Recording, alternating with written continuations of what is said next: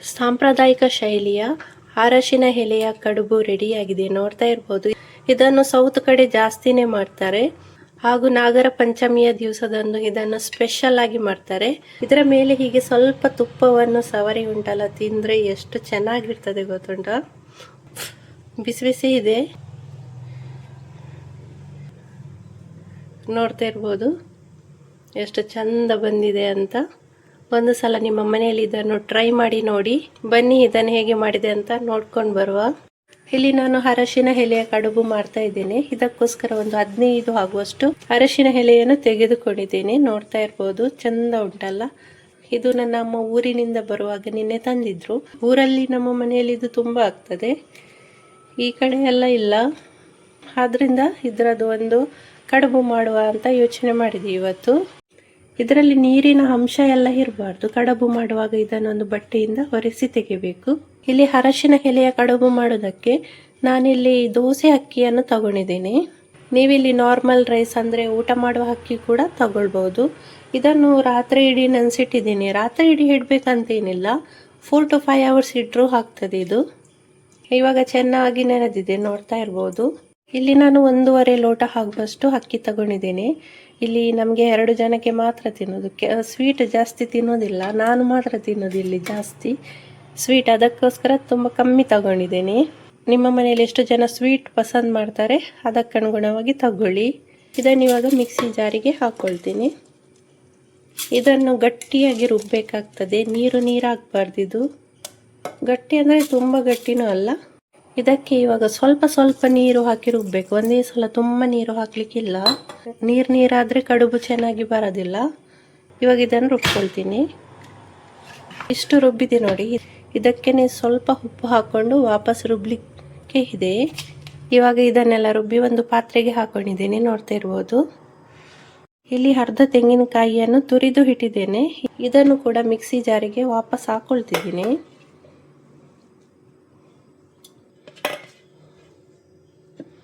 ಇಲ್ಲಿ 1 ಕಪ್ ಆಗುವಷ್ಟು ಬೆಲ್ಲದ ಹುಡಿ ತಗೊಂಡಿದ್ದೀನಿ. ನೀವು ಇಲ್ಲಿ ಬೆಲ್ಲವನ್ನು ಕರಗಿಸಿ ಕೂಡ ಹಾಕೊಳ್ಬಹುದು. ಅದನ್ನು ಕರಗಿಸುವುದು ಎಕ್ಸ್ಟ್ರಾ ಕೆಲಸ ಆಗ್ತದಲ್ವಾ, ಅದಕ್ಕೆ ನಾವು ಬೆಲ್ಲದ ಹುಡಿ ತಗೊಂಡಿದ್ದು. ಇದು ಬೇಗನೆ ಆಗ್ತದೆ, ಅದಕ್ಕೋಸ್ಕರ. ಇಲ್ಲಿ 3 ಏಲಕ್ಕಿಯನ್ನು ಸಿಪ್ಪೆ ತೆಗೆದು ಇದಕ್ಕೆ ಹಾಕೊಳ್ತಿದ್ದೀನಿ. ನಿಮಗೆ ಏಲಕ್ಕಿ ಇಷ್ಟ ಆದ್ರೆ ಸ್ವಲ್ಪ ಜಾಸ್ತಿ ಹಾಕೊಳ್ಳಿ, ನನಗೆ 3 ಸಾಕು. ಯಾರಿಗೆ ಏಲಕ್ಕಿ ಇಷ್ಟ ಇಲ್ಲ ಅವರು ಸ್ಕಿಪ್ ಮಾಡ್ಬೋದು, ಹಾಕ್ಲೇಬೇಕಂತೇನಿಲ್ಲ. ಹಾಕಿದ್ರೆ ಅದರ ಸ್ಮೆಲ್ ಕೂಡ ಚೆನ್ನಾಗಿರ್ತದೆ ಹಾಗೂ ಟೇಸ್ಟಿಯಾಗಿ ಕೂಡ ಇರ್ತದೆ. ಇವಾಗ ಇದನ್ನು ನೀರು ಹಾಕದೆ ಪುಡಿ ಪುಡಿಯಾಗಿ ರುಬ್ಬಬೇಕು. ಬೆಲ್ಲದ ಪುಡಿ ಕೂಡ ರೆಡಿ ಆಯಿತು. ಇದನ್ನೀಗ ಒಂದು ಪ್ಲೇಟಿಗೆ ಹಾಕೊಳ್ತೀನಿ.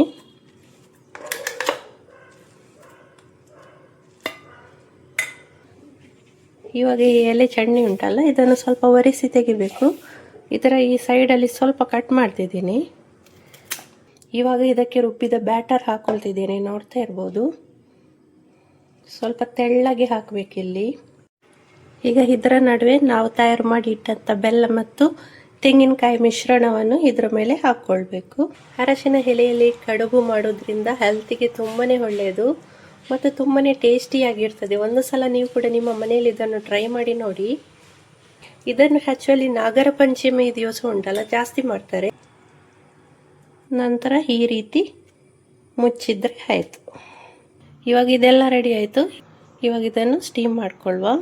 ಇವಾಗ ರೆಡಿ ಮಾಡಿದ ಎಲ್ಲ ಕಡುಬನ್ನು ಇಡ್ತಾ ಇದ್ದೇನೆ ಸ್ಟೀಮ್ ಮಾಡಲಿಕ್ಕೆ. ಇದು ಬೇಯಲಿಕ್ಕೆ 15ರಿಂದ 20 ನಿಮಿಷ ಆಗ್ತದೆ. ಅಲ್ಲಿ ತನಕ ನಾವು ಲಿಡ್ ಕ್ಲೋಸ್ ಮಾಡಿ ಇದನ್ನು ಬೇಯಿಸ್ಕೊಳ್ಳುವ. ಈಗ 20 ನಿಮಿಷ ಆಯಿತು. ನಮ್ಮ ಅರಶಿನ ಎಲೆಯ ಕಡುಬು ಬೆಂದಿದ ನೋಡುವ. ಘಮ ಘಮ ಅಂತ ಪರಿಮಳ ಬರ್ತಾ ಉಂಟು, ನೋಡ್ತಾ ಇರ್ಬೋದು. ಈಗ ಅರಶಿನ ಎಲೆಯ ಕಡುಬು ಬೆಂದಿದೆ. ಈಗ ಗ್ಯಾಸ್ ಆಫ್ ಮಾಡ್ತಿದ್ದೀನಿ. ಈಗ ಇಲ್ಲಿ ಬೆಂದಿರೋದನ್ನು ನಾನು ಒಂದು ಪ್ಲೇಟಿಗೆ ಹಾಕ್ಕೊಳ್ತೀನಿ. ಇದರ ಮೇಲೆ ಹೀಗೆ ಸ್ವಲ್ಪ ತುಪ್ಪವನ್ನು ಸವರಿ ಉಂಟಲ್ಲ, ತಿಂದರೆ ಎಷ್ಟು ಚೆನ್ನಾಗಿರ್ತದೆ ಗೊತ್ತುಂಟ.